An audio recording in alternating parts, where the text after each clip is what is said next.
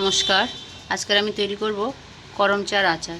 তার জন্য নিয়েছি করম চাগুলো ভালো করে ধুয়ে নিয়েছি, ধুয়ে একদম গা শুকিয়ে নিয়েছি, তাও একটু রোদ্দুরে দিয়ে রাখছি। নিয়েছি 5 ফোড়ন, এটা হলো মৌরি, এটা জিরে, শুকনো লঙ্কা আর তেজপাতা, আর নুন হলুদ তো লাগবেই, এটা নিয়েছি। আর গুড়, টক ঝাল মিষ্টি একটু তৈরি করব করম চার আচার। আখের গুড় নিয়ে নেব, এই যে আখের গুড়, গুড়টা খুবই ভালো। আমি একটু কাটিয়ে কি করেছিলাম সেদিনে, তো একটু এই যে একদম দারুণ আখের গুড়। আচারটা তৈরি করার জন্য আমি মশলাটা তৈরি করে নেব। দিয়ে দিলাম তেজপাতা, 4টে তেজপাতা দিয়ে দিলাম, আর 4টে লঙ্কা, শুকনো লঙ্কা করে ফাটিয়ে দিলাম। এটা একটু ভাজা ভাজা হয়ে আসলে, লঙ্কা তেজপাতাটা একটু গরম হয়ে গেছে, এবার দিয়ে দিলাম 5 ফোড়ন, মৌরি আর জিরে।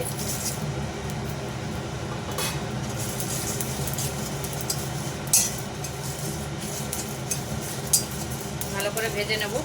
ভাজাটা আমার হয়ে গেছে, ঢেলে নেব।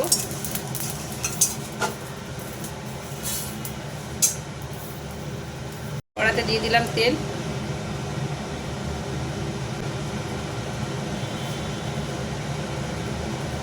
দিয়ে দিলাম 5 ফোড়ন আর শুকনো লঙ্কা।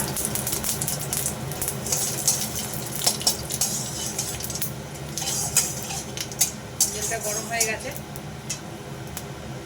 করম চাগুলো আমি পরে কেটে টুকরো করে নিলাম, কারণ অনেক করম চার মধ্যে দেখলাম পোকা হয়ে গেছে। অনেকদিন আগে নিয়ে এসেছি তো বাড়ি থেকে, তো সেই জন্য কেটে পরিষ্কার করে আবার শুকিয়ে নিলাম। এবার আমি দিয়ে দিলাম তেলের মধ্যে, ভালো করে আমি ভেজে নেব। এর গায়েতে একটুও জল ছিল না, জল থাকলে আচার বেশি দিন থাকবে না। ভালো বেশ পাকা পাকা করম চাগুলোই পোকা লেগে গেছে, পেকে গেলে মিষ্টি হয়ে যায়, তো তখন পোকালে। আমি নিয়েও এসেছি 3-4 দিন হলো। এবার আমি এতে দিয়ে দেবো হলুদ আর লবণ, দিয়ে ভালো করে মাখিয়ে নেব। ভালো করে ভাজা আমার হয়ে গেছে করম চাগুলো। এবার আমি একটু গ্যাসটা কমিয়ে দিয়ে গুড় দেবো।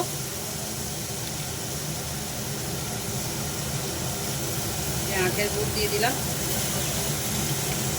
গুড় অনেক লাগবে।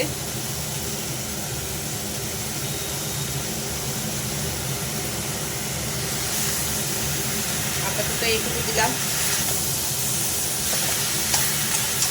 গ্যাসটা একদম কম করে দিতে হবে।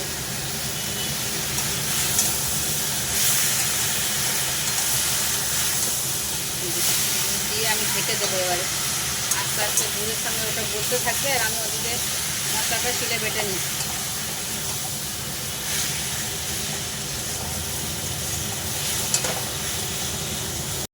মশলাটা আমি শিলে বেটে নিচ্ছি।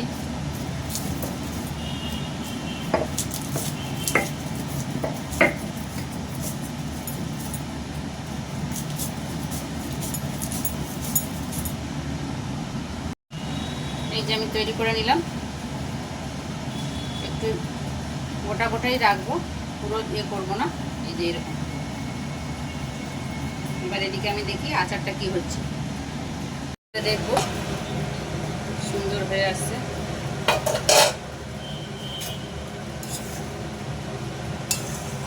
করম চা গলে গেছে একদম, গলে গলে গেছে।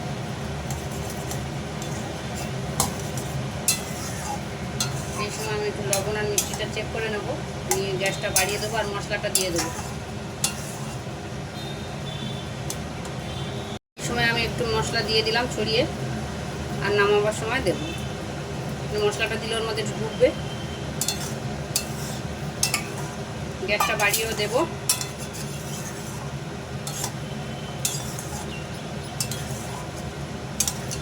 অনেকটাই ঝোল আছে এখনো, হতে থাক। আমি দিয়ে দেবো একটু ভিনিগার,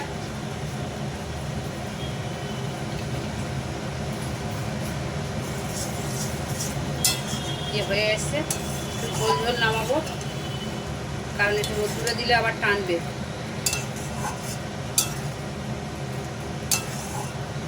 একটু গুড় দিচ্ছি, কারণ প্রচণ্ড টক হয়েছে বলছে।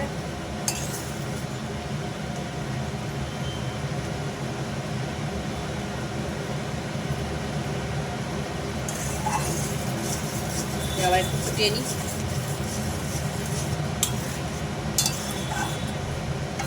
করমচা তো এমনি টক, এই টক ফলে এত পোকা হয় কী করে তা কী জানি। সব তো দেখছি ওর মধ্যে যে বীজগুলো আছে ওই বীজগুলোতেই খাচ্ছে পোকাগুলো।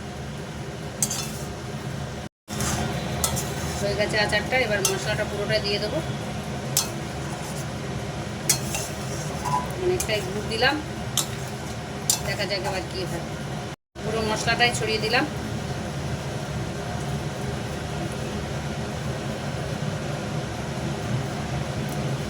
হয়ে গেল, নামিয়ে দেব। হয়ে গেছে,